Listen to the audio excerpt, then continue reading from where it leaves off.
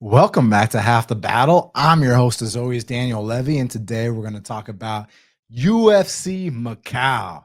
Petr Yan versus Deiveson Figueiredo, and my friends, it's going down this Saturday morning, depending where you are, live at the Galaxy Arena in Macau, China. You got the former UFC bantamweight champion, Petr Yan, taking on the multiple-time UFC flyweight champion, Deiveson Figueiredo. Unbelievable main event between two former champs. And yeah, this is one of those legendary fights where it's just beautiful because Deiveson Figueiredo, it was looking like he was about to wash out. The weight cuts to flyweight were just getting too brutal. He couldn't get his Brazilian barbecue in. And ever since he moved up to bantamweight, he's got a new lease on life. I mean, look what he did to Robbie Font, or as we like to say in Brazil, Hobby Fonch. Look what he did to Cody Garbrandt. And look most recently what he went out there and did to Marlon Chita Vera, the first ever to drop Marlon Vera. And then on the other side with Petr Yan, I mean, we're dealing with a guy who had like a little rough patch, but in that rough patch, I only feel like he lost one of those fights, and that was the Marab fight. And we'll get into all of that. So, bottom line, they're meeting each other at a very interesting time in their careers. And without further ado, let's get down to business. So, main event of the evening in the bantamweight division, we got the former bantamweight champ Petr Yan, 17-5, taking on Deiveson Dice Dugea Figueiredo, who's 24-3-1. And currently, they got it. Just depends where you look. Minus 300, Petr Yan. The comeback on Deiveson Figueiredo is plus 250. So I love everything about this fight. I mean, just looking at kind of just taking it back a notch to how they got to where they're at right now, right? So Petr Yan, he wins the belt in a vacant title fight against the great Jose Aldo. They had an amazing war. And then he defends his belt against Aljamain Sterling. And, he knocks Aljamain Sterling out with a knee, but they called Aljamain Sterling the winner. So as a result, apparently a DQ, apparently you can get knocked out and still wear a belt around your waist. I mean, I don't know. I get it. Rules are rules, but like, if we're just looking at each other eye to eye and we're talking about, hey, I just watched two grown men get into a fist fight, who whooped whose ass? I mean, Petr Yan whooped Aljo's ass. And that first Aljo fight, I think that was the best form we've ever seen from Peter. Maybe the Corey Sandhagen fight, that was great too. But obviously what Peter is known for, everyone likes to talk about it. He likes to download data. He likes to take his time. He likes to make his reads. First round kind of, feels you out, a lot of feints, tries to see what you bring to the table. But if you start to slow down on a guy like Petr Yan, or if Peter feels like, okay, now I've got your timing down. I mean, when he actually lets his hands go, he does have some of the nicest boxing for MMA. And he's a very well-rounded fighter. He's got some very unorthodox takedowns, and it's not about a wrestling background, it's about the timing. Point in case, look at that second round against Song Yadong. The second round when Petr Yan started to come alive, and he hit this nasty takedown on Song Yadong with no resistance whatsoever. And to the casual eye, that might be like, Song Yadong's takedown defense is questionable, but that wasn't the case at all. What actually happened was it was the timing of that takedown. And that's something that GSP used to always talk about, how like, hey, I don't got a wrestling background. The reason I'm able to hit these high amplitude takedowns, or just takedowns in general, against guys with better wrestling credentials or guys who have wrestled longer, is because of the timing. And the timing of Petr Yan's double leg against Song Yadong in that second round was incredible.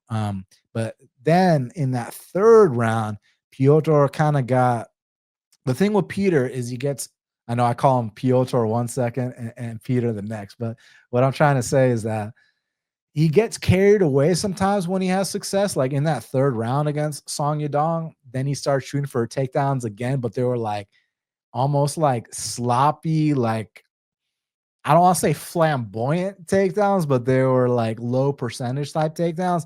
And in spots like that, he wasn't able to take Song down. They were able to get back up. And in spots like that, you could give Deiveson Figueiredo a guillotine right there. So what I'm trying to say is that Piotr needs to be very methodical and systematic in his approach here because the thing about this dude, Deiveson Dice Duguay Figueiredo, is he is very, very opportunistic. And you give him an inch, he will take a mile. You give him your neck, he will dangle off of it. You give him your back, he'll go ahead and rear naked choke you. You give him a free punch. I mean, he's sent many men launching before. So Davison's a very dangerous guy, and Piotr is a slow starter. So when you talk about minus 300, we got to talk about how do we actually think this fight plays out? Because you know when I'm thinking minus 300, I'm thinking a domination. I'm thinking an early finish, and I don't think that's going to be the case here. What I kind of think is that Piotr being the slow starter he is, I think Deiveson is going to have early success. I think Davison's going to get off on some calf kicks. I also think that Deiveson may have a submission attempt or two, maybe even a takedown or two. Like Piotr has amazing wrestling, but sometimes I don't know if it's an ego thing or maybe a losing concentration or kind of a laziness thing. But sometimes he will give up easy takedowns that he shouldn't be giving up. But like the dude will be like Granby rolling. It almost looks like he's breakdancing in there at times when he scrambles. Like in that fight that him and Song Yadong fought at was a torrid, grueling pace. And the issue with Deiveson is, historically speaking, he needs his space to operate. He doesn't like a very high-paced fight. He likes to take his time. You know, he's got that long kind of karate stance, likes to stay long, and that makes it so intriguing to me. So basically, the way I see this fight going down is kind of like I said. I do think Deiveson Figueiredo is going to have that early success. I do think he's going to have moments in this fight for sure. But I just think that as the fight progresses and as Petr Yan starts to make his reads, get his timing down, that's when he's going to start to feel a bit more comfortable letting his hands go. And the most important thing here, the biggest dynamic of who's going to win this fight and who's not going to win this fight, is who can dictate the pace. If this is a in your face, nonstop, you have to work the entire time type fight, give me Peter all day. But if this is slow paced and Peter is not really pushing the issue and you're not really waning on the gas tank of Deiveson, you have to make Deiveson work. You cannot let Deiveson get comfortable setting up his shots and doing what he does. So, and Piotr, like I said, he's a slow starter. So that first round, I'm not gonna be surprised at all if Deiveson wins that first round. It's just at what point in the fight does Peter make his reads and start to actually let his hands go? And when that happens, that's when I think he starts to take over the fight. But the issue with me personally laying minus 300 is I want a domination if I'm laying minus 300. I want to know my guy's either going to finish you or he's going to beat you down pillar to post. And while I do think Piotr wins, I can see him winning a close fight. I can also see it being close early and Piotr pulling away late and potentially breaking him late. So, yeah, I'm going to go with Petr Yan to come out here and win this fight against Deiveson Figueiredo. Of course, you have to give respect to both these legends, and you have to understand that Deiveson is a very formidable opponent. He's gotten to this position for a reason. And again, back to we were talking about how like I was going to mention the losses that Petr Yan had, and you talk about the two Aljamain losses. I mentioned already the first one where you knock a grown man out and they call him the winner. The second one, I was in attendance for the second Peter versus Aljamain fight. It actually happened in Florida, which is down the state from me, and I'm here in Atlanta, and I went there and basically what I had to say, some people say Peter clearly lost. Some people say Peter clearly won. What I say is when you go into an arena in Florida and the Floridians are booing the American out the arena and cheering for the Russian, that should let you know everything you need to know about that decision. Yeah, Sterling did great in rounds 2 and 3. What else did he do? Nothing. That's a clear 3-2 Petr Yan. And then the O'Malley fight, for that fight, I don't want to plant flags on who I thought won, kind of like I did with the second Sterling fight. With the O'Malley fight, I just want to plant my flag on what a badass fight that was. Like, that was a sick fucking fight. They just went after it. 3 straight rounds, stand and bang. The grappling exchanges were sick too. But the thing about it is, on one hand, you could look at it as, okay, they did have an incredible fight. A lot of people are telling Peter that, hey, man, you may have got robbed in that spot, but I'm not here to play that game. What I'm here to more analyze is, did, just the fact that even though you don't feel like you lost those 3 fights, did the fact that they were losses regardless of how we feel, does that impact and diminish your confidence going forward? Now, obviously, the Merab fight, there's no contesting that. That's Petr Yan's only UFC L as far as I'm concerned, right? Because he legitimately lost that fight. But he bounced back against Song Yudong. I know it was a little slow start, typical Petr Yan, but besides that, man, I really saw him start to come alive in that second round. If he can build off that momentum here against Deiveson, you could be looking at another title run for Petr. But Deiveson, even though Deiveson is a good bit older than Petr, and when I say a good bit older, I'm talking, 6 years, but 6 years in the age, the age that these two are at, whereas, Deiveson's approaching 40 and Petr is not even 35 yet. So it's not that the 6-year age gap is the big deal. It's where they're at in terms of their ages. So again, I definitely think Deiveson's going to have moments. Maybe Deiveson can dangle off this guy's neck. You never know. Deiveson is a multiple-time UFC champion. He's dangerous. So I expect it to be a competitive fight at times. Eventually, I think Petr starts to pull away, and I'm going to go Petr, either late finish or decision, but I expect this to be an incredible fight between two legends. Now, real quick, before I go to the co-main event, I just wanted to address something real quick. So y'all saw on the thumbnail that it says today I'm only talking about the main card. Don't worry, guys. I'm going to talk about the prelims, just not on this video. So today's video, I'm only going to cover the main card, and then I'm going to be back tomorrow, and I'm going to break down all the prelims. So you got 2 podcasts from me for this card, man, because the main card, y'all are very familiar with a lot of these guys, but the prelim card, I think don't quote me on it, but I think I heard there was 12 newcomers.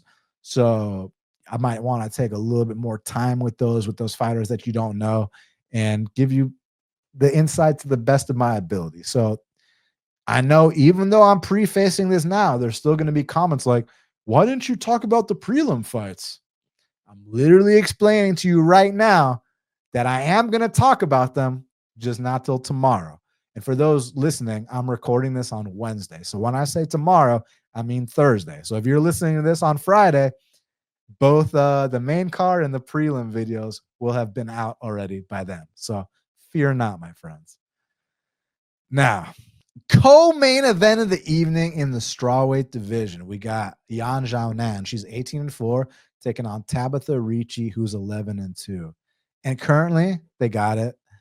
Yan Xiaonan, minus 190. The comeback on Tabatha is plus 165, but it just depends where you look, because I do see some minus 184, some minus 187. So some actions coming in on Ricci. And for longtime fans of Half the Battle and new alike, you may or may not know this, but I am the Yan Xiaonan whisperer. I have literally bet on Yan Xiaonan in every single one of her UFC fights, from the debut, max betting her against Kylan Curran, all the way to the most recent title fight, putting a 1.5 units on her against Wei Li at plus 400. So I bet her in every single UFC fight. In total, I think I'm up, like 15 to 17 units betting this girl every single fight. So the big question was, am I going to continue that trend here? And it seems obvious, like, of course you are. You bet Yan Xiaonan every single fight, dude. Like, why would you not bet her here?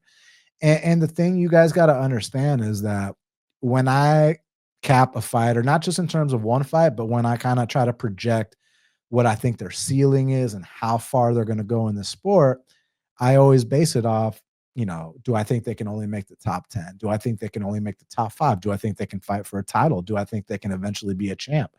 And I said from day one that I thought Xiaonan was going to be a future champ. And she made it all the way to the title fight. She unfortunately didn't win the title fight, but she made it to the title fight. So on one half, I do feel vindicated. But on the other half, here's where you have to reset your goals for your prospects. Let me explain what I mean. Because historically speaking, and of course, this doesn't have an 100% hit rate, but historically speaking, it's every fighter's dream to fight for the belt and to become a world champion. And when that dream was taken away from you, you lost that fight. There can be that post title fight hangover where you come back the next fight, you're not looking the same. The most recent example I can think of is Chito Vera. He got the what kicked out of him against Sean O'Malley, comes back against Deiveson, and the guy with the iron jaw finally got knocked down for the first time. And there's so many more examples from throughout the years of this kind of stuff happening. I mean, I basically forgot more than most will ever know in terms of these specific examples. Not to be arrogant, that's just facts. But as far as this is concerned, I was very worried. I was like, well, listen, in normal circumstances, I'm taking Yan Xiaonan here, but the issue is coming off the title loss. Where's the motivation? You didn't reach your ultimate goal, and now you have this girl in Ricci who's on a big streak. What has she won? Like five of six of seven, something like that. So there's a lot to be concerned about. But when I sat down last night and I watched the tape on it, guys, we're fulfilling the prophecy here. I'm going right back to Yan Xiaonan, and let me explain to you exactly why. When I pulled up Tabatha Ricci's most recent fight against Angela Hill, firstly, shout out for the numbers you put up, Tabatha Ricci. Big respect for the run you're currently on. Nothing bad to say about that whatsoever. But when I watched just the technique and analyze that, Tabatha Ricci's striking is janky, awkward, stiff, herky-jerky, and she's like 5 feet tall, guys. So already with this kind of goofy striking that she has, and she's already at a big size disadvantage, like she's closer to 4'11. Yan Xiaonan's closer to 5'7, right? And in striking, especially with this style of striking, the longer striker is going to have a big edge there. So the big question is, well, Tabatha Ricci being this black belt in jiu-jitsu, I mean, you know what she's got to do? Go ahead and take Yan Xiaonan to the ground where she's been exposed many times. And that was a big concern. But when I pulled up that Angela Hill fight, which was her most recent fight, Angela Hill, who Yan Xiaonan beat like how many years ago now, right? Tabatha fought the 40-year-old Angela Hill. And I already mentioned what I thought about the striking. Let's talk about what I thought about the grappling. So she did hit a couple takedowns, some kind of foot sweep / judo throw at one point. She also got a couple single legs. So she did get some takedowns. But what I noticed is that her top control isn't the best. I know she's got the muscles and stuff, but she's just too small. And like Angela Hill would literally just put her feet on Tabatha Ricci's hips and push her off multiple times. Tabatha Ricci couldn't hold down Angela Hill. Now, MMA math does not mean shit. Maybe just because she couldn't hold down Angela Hill doesn't mean she's not going to hold down Yan Xiaonan. But based off what I've seen with Yan Xiaonan's improvements, surviving against serious black belts like Mackenzie Dern, surviving against the champ, Wei Li. And I know when I just said that, someone is going to say what they should say here, which is, but she got choked out by Weili Zhang when they fought. Like, what do you mean? What do you mean, Dan? Like, she got choked out her last fight. But somehow, thank God for the ref, he didn't call it. And the fight kept going. And Xiaonan ends up dropping Weili Zhang. Look, all I'll say regarding that is look at the toughness of Yan Xiaonan, man. Let's go back to her fight with Angela Hill. When Angela Hill had her in a little bit of a triangle at the end of one of those rounds, and Xiaonan wasn't even close to tapping. Let's go to that Carla fight before, Yan Xiaonan had made that big leap up in her takedown defense. And not saying that she's, John Jacques Machado or Mike Musumeci level now. But what I'm trying to say is that, like, she was a white belt when she fought Mackenzie Dern. She earned her blue belt by surviving all the tough spots against Mackenzie Dern. So she is leveling up. And even though what happened in that title fight, I mean, do you know what Weili Zhang would do to Baby Shark? She'd finish her multiple times in their fight too. So what I'm trying to say here is, on the feet, I do not think this is close at all. I think that Yan Xiaonan is going to have target practice with this girl. So it comes down to what happens if Baby Shark is able to get her down. And I think she can get her down. The thing is, what doesn't give me confidence from Ricci's point of view of holding down Yan Xiaonan is I literally just saw you one fight ago, which happened this year, I'm pretty sure, where you took down Angela Hill multiple times, and Angela easily got Tabatha off of her. And I'm talking about in spots where there were like 10 seconds left in the round. Like, you can just lay on your back, no big deal. And like, Angela still was able to get this girl off of her. So I'm holding hope and faith that if Angela can get back up from bottom against this girl, you can too, Yan Xiaonan. So yeah, initially I was gonna pass, but after watching the tape, I'm fulfilling the legacy, the prophecy, and I'm gonna continue being the only man. And well, I don't know for sure if I'm the only guy, but if y'all know someone else who's bet Yan Xiaonan every single UFC fight and it's documented like mine is, you let me know. But until then, I will continue being the only man that's ever bet on Yan Xiaonan in every single UFC fight she's had. And that's not going to change. Friday morning, Saturday morning, however you want to call it, in Macau, China, I think Yan Xiaonan is going to light this young lady up.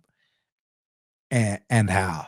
I cannot wait. So please get up from bottom when you get taken down. That is all I ask from you, Yan Xiaonan.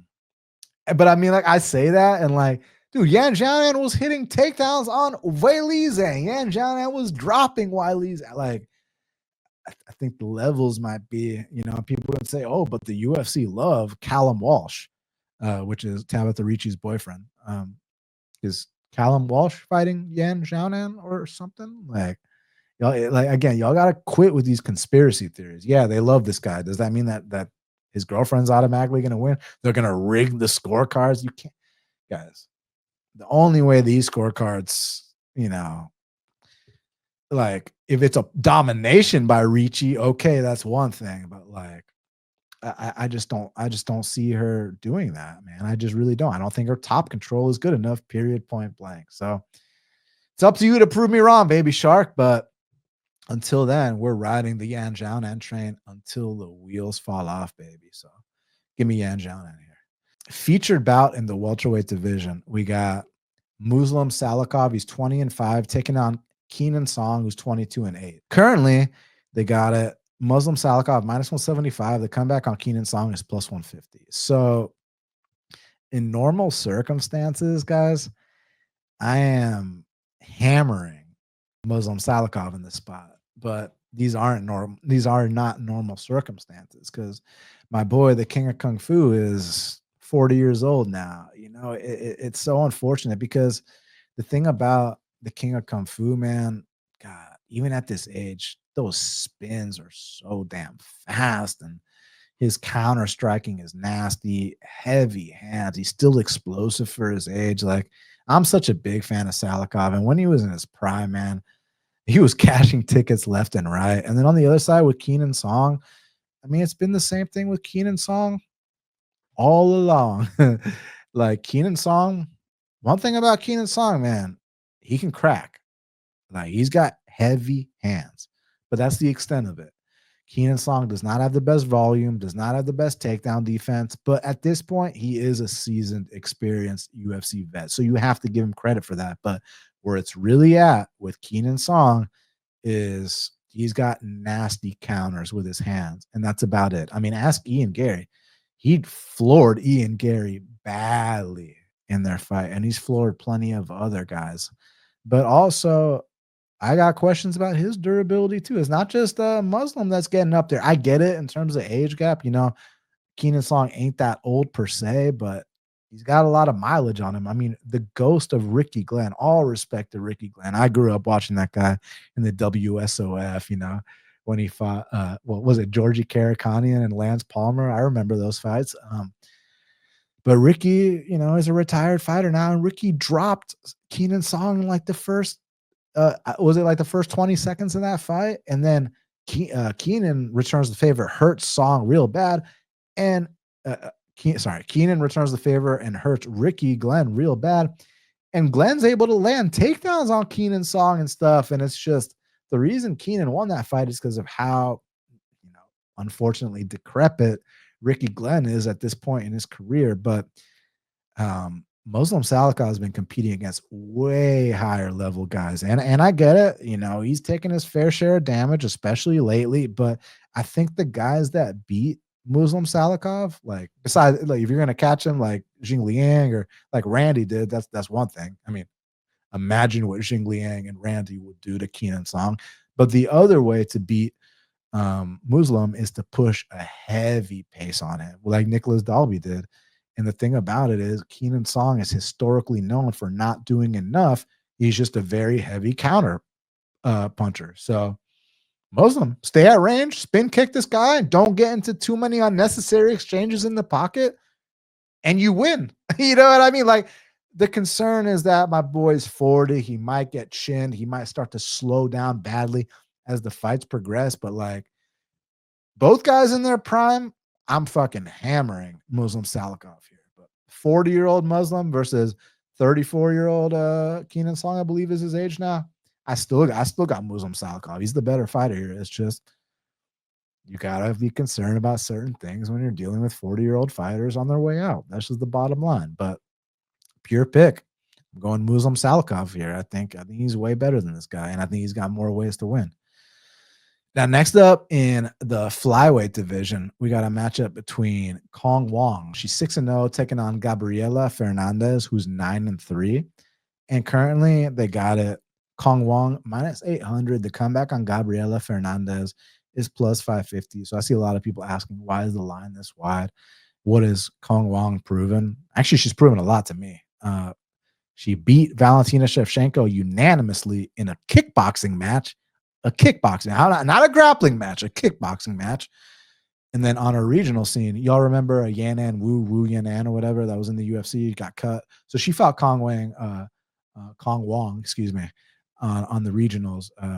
And Cong Wang put a 3-round clinic on her, showed all areas of her game. It's not just like the kickboxing background, which is great. She's super clean on the feet. She's mean. She's got swag. She's a real killer. But she was hitting takedowns too, like stuffing take. Like, I saw a well-rounded game by Cong Wang. And then Gabriella Fernandes, on the other hand, you know, I like a lot about her. I like the fact that she's one of these girls that's going to plant her feet, and she's got, you know, a thick lower body, which contributes to a lot of power. And she just swings bombs, man. Like, her technique ain't on the level of Cong Wang, but I love the effort standing from Gabriella Fernandes. The big issue in Gabriella's game is that, you know, it's like Life Alert, you know, help, I've fallen and can't get back up. Gabriella Fernandez' get up game is not the best, but it's getting better. Okay. And in that last fight, she was able to hit takedowns. She was able to get back up from takedowns. Now, granted, it was against a 3-1 inexperienced opponent, but still, this is how you get your confidence back up. This is how you build momentum. And I felt like that last fight for Gabriella Fernandes was a huge step in the right direction. And once she feels comfortable, I wouldn't be surprised if you start seeing her hurt girls, because she swings big, man. The thing about it is the technique difference here is just night and day. So while I do think that Gabriella can, you know, compete a little bit early, eventually, I think she's going to start to get picked apart. And yeah, while I don't necessarily think it's going to be a highlight reel KO like the Victoria Leonardo fight. I don't know if we talked about this yet, because I've been talking about this with some friends, but like, when you look at the Victoria Leonardo fights and most of the fights she's getting stopped in, a lot of them are like mercy stoppages. Whereas Cong Wang comes in there and like straight up sleeps her, like devastating knockout, which you don't often see in the women's division. So this girl definitely brings something different to the table. And the people questioning her ground game, because you know of her as a kickboxer, like I said, I saw her grapple fine on her regional scene, offensively and defensively. So yeah, obviously you got to see it play out in the UFC, but I think she should be fine here just based off technique. And yeah, they're both hungry. They both want it, but I really do like the technique of Cong Wang, but it's minus 800. So, you know, it's going to be a pass for me. I'm not trying to lay, like, if I'm trying to lay a price, there needs to be value. So if I line Cong Wang at, like, you know, what do I have to line her for there to be value at minus 800? Is it like minus 2,500 or minus 3,000? I don't know. I don't have the calculator in front of me, but bottom line, I have to line her a lot higher than minus 800 to you know, for there to be perceived value there, and there isn't. But that being said, I will pick Wang to get this dub. I simply think she's cleaner. Now, before I talk about these next two fights, I just want to give a huge shout out to today's sponsor, Bet105. Check them out at bet105.eu. They're an emerging sports book that plays the game the right way, not out here limiting winners. They don't make it a pain in the ass for you to get your money back. They offer great competitive odds. And like I said, they don't try, they do play the game the right way. I remember a couple weeks back, a fan of the show commented that he had like a little issue with the live betting. So I took a screenshot of that. I sent it to my contact at Bet105, and they weren't like, kick rocks kids. Like, we're just trying to get these guys to sign up. We don't give a fuck if they have a bad, customer experience. No, this guy was like, thank you for letting me know. I'm going to address this right away.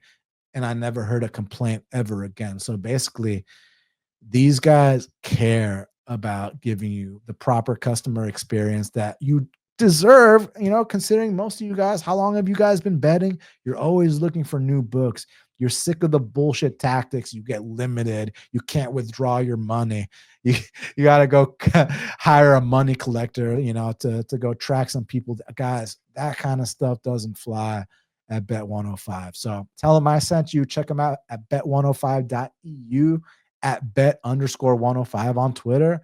And let's cash these bets this weekend, man. I'm not just talking UFC. What about football? So lots of options to choose from. So thanks again, Bet105, for sponsoring today's episode of Half the Battle. And I sincerely hope that you guys enjoy the betting experience that Bet105 bring to the table. Now, next up in the light heavyweight division, we got a matchup between Volkan Oezdemir, he's 20-7, taking on Carlos Ulberg, who's 10-1. Currently, they got it. Carlos Ulberg minus 235. The comeback on Volkan Oezdemir is plus 200. So this is just such a great fight for a lot of reasons, because Volkan Oezdemir has been kind of a staple of this division. He is a gatekeeper to the top 10. If you are not ready for the top 10, Volkan Oezdemir is not just going to expose that. He's going to do it in no time. This guy, he comes into the UFC, the knockout of Jimmy Manuel, the knockout of Misha Serkunov. He's had some ups and downs here and there, made it to a title fight with DC. Now he's back out there on his first round finish run, knocked out and choked out Bogdan Guskov, knocked out Johnny Walker. So it's good to see Volkan Oezdemir have his confidence back. And what I've always thought Volkan brings to the table is he's just a solid kickboxer. Like, he came into the UFC as a kind of traditional kickboxer for MMA, and he's turned into a meat and potatoes MMA fighter. Now he can mix in those takedowns. He got a submission 2 fights ago. Like, you love to see the progression. The issue I have with Volkan, and it's not an issue I have with him, it's more so of where I kind of cap his ceiling in the sport, is that I don't think that he's going to be a top 5 guy, at least not ever again. I don't think that, because these guys coming up now, there's a different athleticism, a different size, a different dynamic, a different swag. It's not just meat and potato guys. Like, for example, like when I pull up these rankings, right, and I look at the light heavyweight division, so you got Volkan at number 8, right? But when you look at the guys that are ahead of him, for the most part, not all, you look at a Magomed Ankalaev, you look at a Yuri Prohaska, who knocked out Volkan, you look at Jamal, you look at Khalil, you look at Nikita, who also beat Volkan. There's just a different umph and a different level that they take it to that Volkan simply doesn't. Like I said, if you're not ready for the top 10, Volkan is not just going to beat you, he's going to finish you. But I think he's too meat and potatoes. I don't think there's, too much depth to his game. I think what he does, he's great at it. Look, the basics can take you a long way. I mean, there's that saying about defense wins championships, and you got to honor the basics. And that's exactly what Volkan does. But the thing about it, when you got a guy like Carlos Ulberg, who is a superior athlete, who just has a certain swag and aura about him, he's a smooth operator out there. That left hook that Carlos Ulberg has, that counter left hook, that leap back left hook. Like, god damn, man. Like, he is so nasty with it, man. And like, I talk a lot about that Mariano fight where throw a jab, take a step back, and when Mariano tried to close distance, that's when he caught him with that step back left hook, a thing of beauty. So now the big question is, well, Carlos Ulberg hasn't fought this level of competition, but he's on the win streak necessary to give him the opportunity. You've earned your step up in competition, kid. It's not like we're dealing with a guy who he's 1-0 in the UFC, and now you're fighting a top 10 guy, 2-0, whatever the case may be. Now we're dealing with a guy on a 5 or 6 fight win streak. You crush the grapes, and now you drink the wine, Carlos Ulberg. So I think Carlos Ulberg is going to come out here. I think he's going to be too smooth for Volkan Oezdemir. I think he's going to be too slick. I think he's going to be too fast. I think he's going to be too big.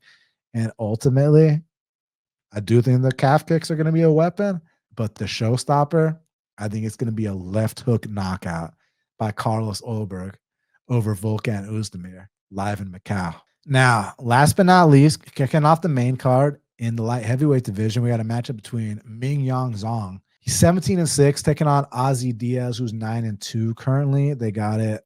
Mingyang Zhang, a -280. The comeback on Ozzy Diaz is +240. Yeah, this is interesting. Firstly, shout out Ozzy Diaz. You know, I used to have a German Shepherd named Ozzy who passed away, but I have his son now. Leo, you want to come here?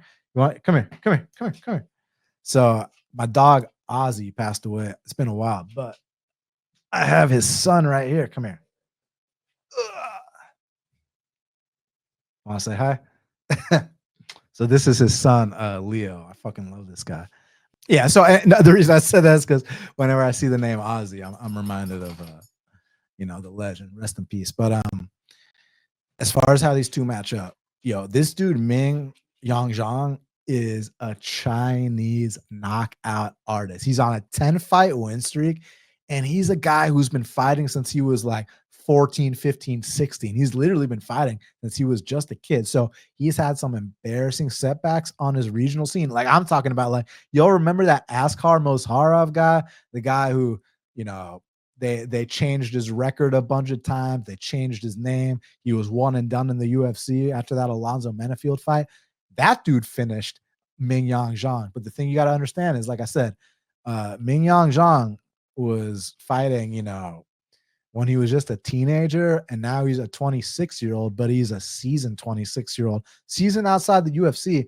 And man, this guy is a knockout artist through and through. And when was the last time we had like a legit Chinese light heavyweight prospect? I know we had a Korean light heavyweight prospect in Dawoon Zhang, who at one point was on a big win streak, knocked out Kennedy and Zechiku, was doing his thing, but Dawoon Zhang never recovered from that Dustin Jacoby fight. He was just simply never the same ever again. But now we got a new Asian light heavyweight prospect in Mingyang Zhang. You have to slow roll him because of the level of competition he's been facing. But man, he is a killer. He is so good at finding chins, whether it's standing. His ground and pound is absolutely devastating.